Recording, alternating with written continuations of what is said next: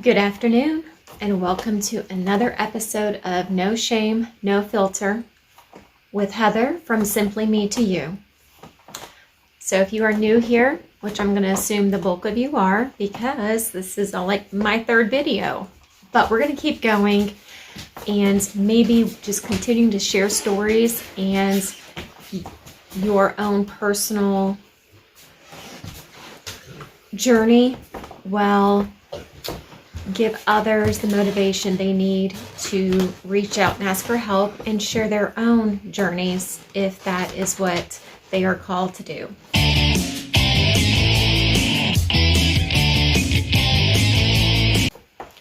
Today on No Shame, No Filter, we are going to be discussing health, how we hide from our health, how we may not seek medical treatments immediately, and how prolonged health concerns then become big problems.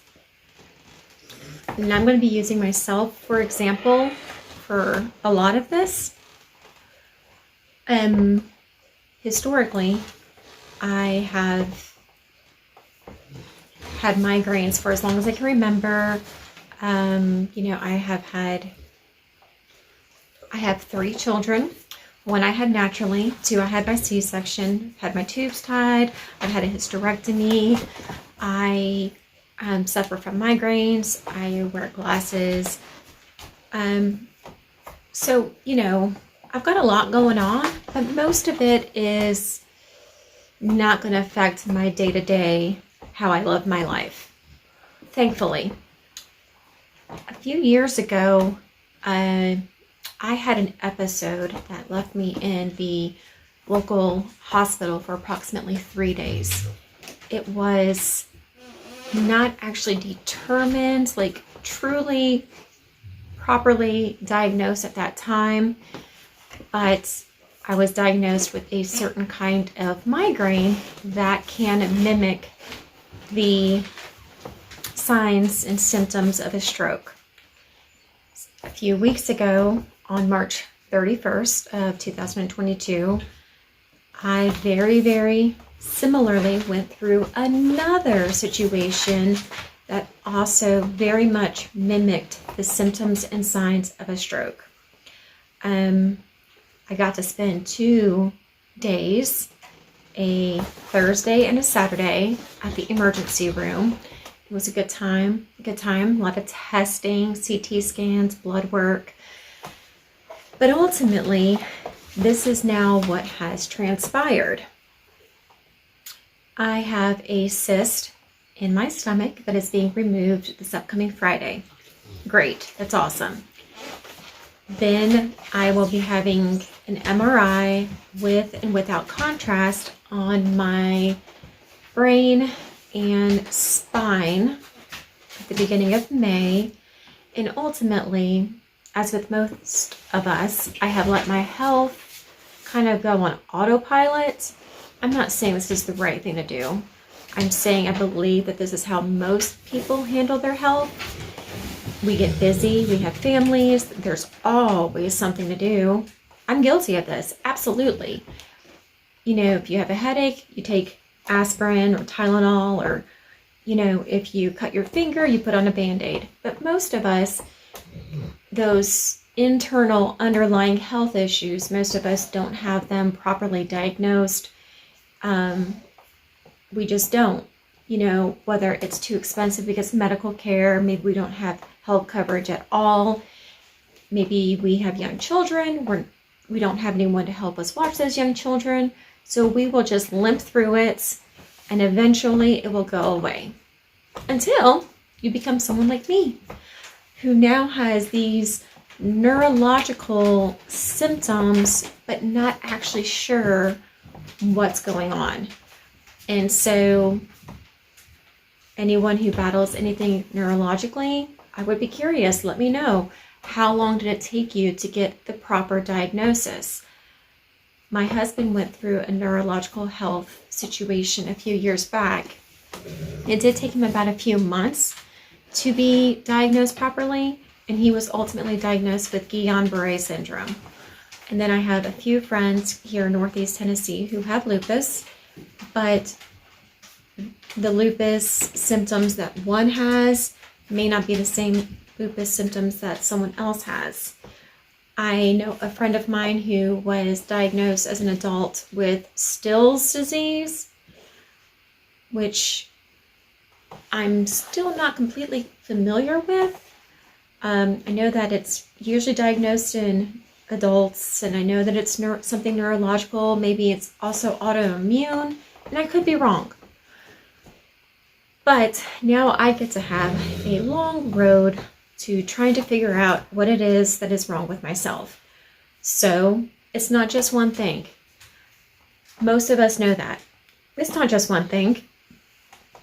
Maybe it's a lack of sleep. Maybe it's our diet. Maybe it's our stress levels. Maybe it's lack of exercise. Could be some kind of vitamin deficiency, lack of sleep. There's so many different things that as an adult, we just struggle with trying to properly maintain our own health while still living our lives. And as most of us get older, we do tend to marry and have children, or we can become the caregivers to foster children or children we adopt, or our grandchildren or nieces and nephews or our parents. But most of the time, our lives consist of whatever it is that we have going on for ourselves, but then trying to balance that with those of us, those who are directly in our life, our spouses, our children, our grandchildren, our parents, our siblings, etc. Trying to balance everything between going to work, trying to do dishes, trying to do laundry, trying to go to sporting events, trying to go to the library, or playing outside with getting vitamin D, or visiting people in a retirement community, or taking parents or family members to a doctor's office for their appointments. But most adults, I feel, we let our own health kind of fall by the wayside. It's a scary time when you're not exactly sure what is going on with you physically. The surgery that I'm having on Friday is to remove a urachal cyst from beneath my belly button. And what is a urachal cyst? Well, I didn't know, but I did have to research it. A urachal cyst is part of every child has one. Not a urachal cyst, but they have the connection between the bladder and your belly button, and when your mother is pregnant with you, it's the urachium maybe. And most people, when they're born, it falls off or it shrivels up, but it just goes away. 1 in 5,000 people statistically are diagnosed with a urachal cyst. But it's a pocket, it's a cyst that develops on the underside of your belly button that, for whatever reason, never went away on you. And so I've had mine for 42 years, have had constant abdominal pain, tenderness, swelling for as long as I can remember. Multiple, x-rays, multiple CT scans, multiple blood work. In the past, they have looked me up high to low, and, maybe I wasn't eating well, or maybe I needed to get more fiber or go to the restroom. But the urachal cyst, because it is in essence surrounded by fluid, it was really hard to diagnose. It's really hard to see on any kind of scan.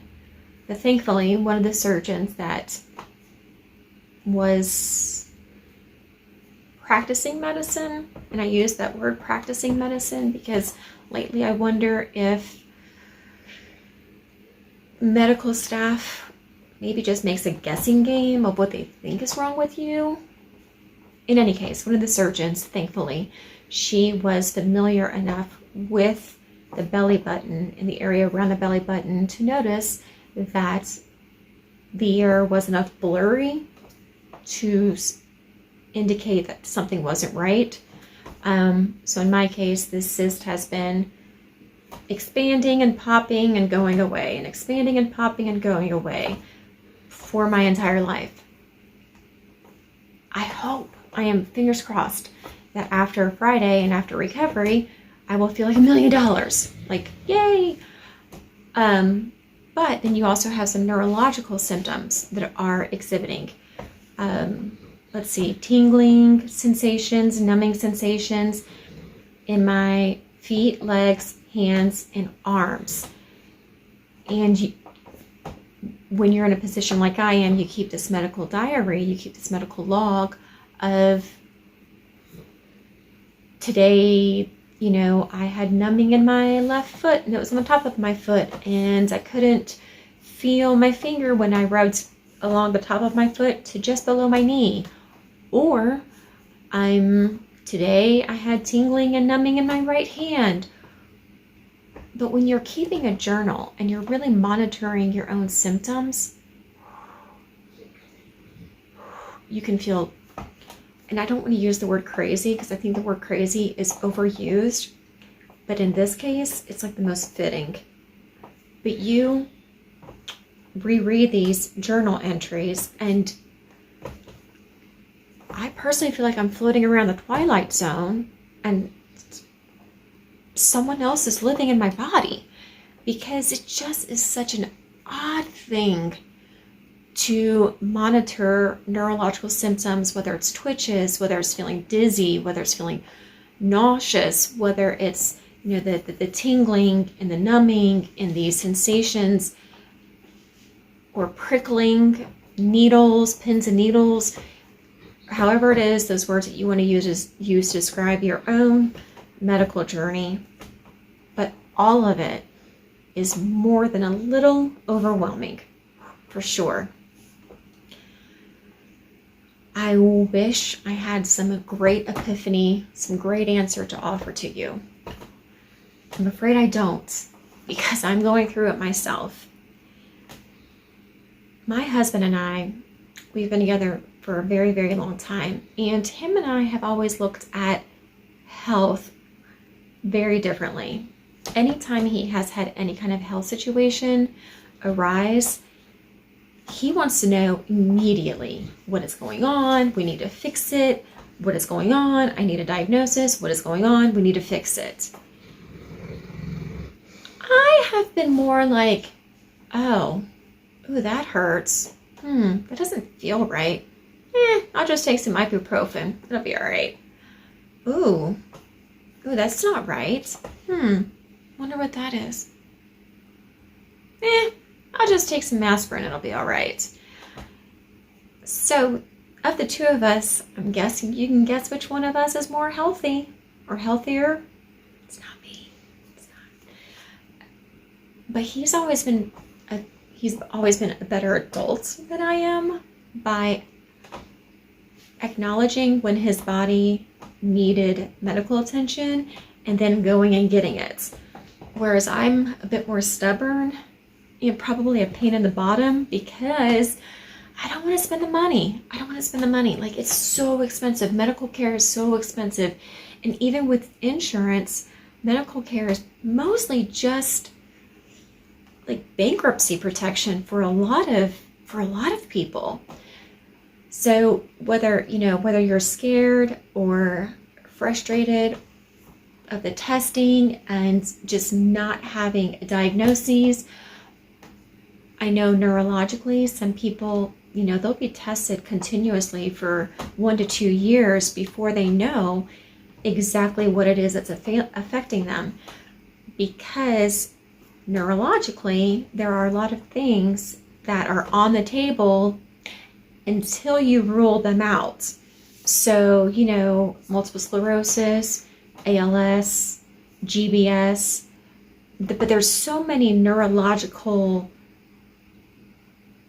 illnesses, but the symptoms of most of them mimic the symptoms of others. So when you begin the journey of neurological testing, it's not for the faint of heart. I can definitely assure you of that. So, which kind of human are you? Do you get help immediately when you need help? Like something is bothering your body, you immediately go get help?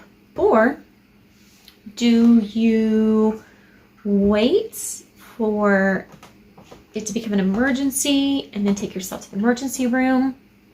Do you just put some icy hot Band-Aid, take some aspirin, wake up in the morning?